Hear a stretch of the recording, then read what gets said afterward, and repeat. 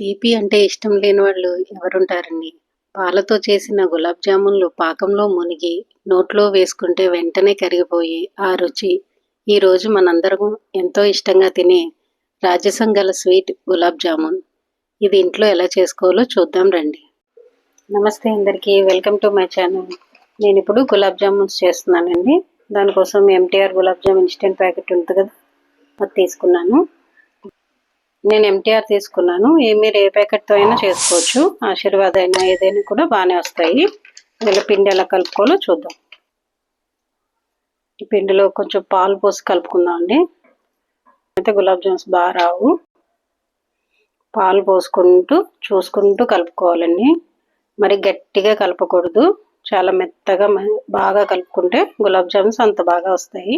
కలిపేసుకోవాలి. పాకం పంచదార అంతా కరిగి పాకం రెడీ అయ్యే వరకు ఒకసారి కలుపుకుంటూ ఉంటామండి. పాకం ఇలా రెడీ అయింది. ఇలా చేతికి అంటుకుంటే చాలు, ఎందుకంటే పాకం రావక్కర్లేదు. ఇప్పుడు దీన్ని కొంచెం ఇలాచీ వేసేసుకుని స్టవ్ ఆఫ్ చేసి పక్కన పెట్టుకుందాం.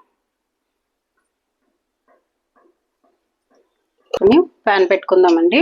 ఆయిల్ హీట్ అవ్వడం కోసం దీనికి సరిపడా ఆయిల్ వేసేసుకుందాము. అవి ములిగే వరకు వేసుకోవాలండి. ఆయిల్ ఎక్కువే పడుతుంది. ఈ ఆయిల్ని సిమ్లో పెట్టుకుని ఇది వేడయ్యేలోపు బాల్స్ రెడీ చేసుకుందామండి పిండితో. ఇలా రెడీ అయింది కదండి. నేను తీసుకున్న పాలు దీనికి కరెక్ట్గా సరిపోయినాయండి. ఇలా కలుపుకుంటే చాలు.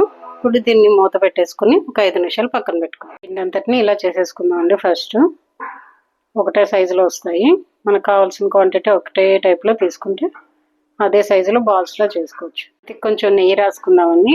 నెయ్యి రాసుకుని ఒక్కొక్క బాల్ తీసుకుని దీన్ని ఇలా రౌండ్గా చేసుకుందాం.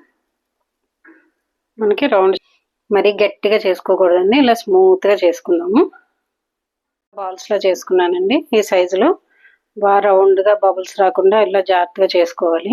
ఇప్పుడు బాగా వస్తాయి. ఇప్పుడు వీటిని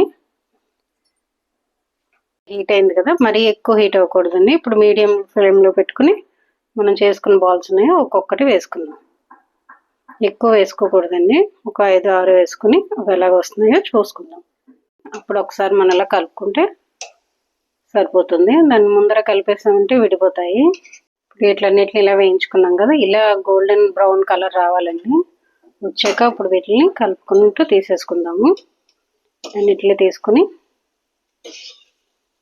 ఈ కలర్ వస్తే మనకి పాకం పీల్చుకునేసరికి గులాబ్ జామున్ మంచి కలర్ వస్తాయి. వీటిని ఒక ప్లేట్లోకి తీసేసుకుందాం. వేయించుకున్నవన్నిటిని పంచదార పాకంలో వేసేసుకుందామండి.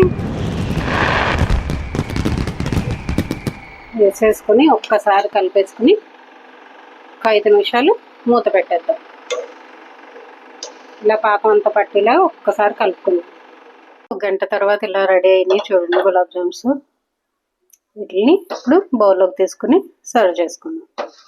ఇలా మన ఇంట్లో తయారైన వేడి వేడి రుచికరమైన గులాబ్ జామున్స్ సిద్ధమైందండి.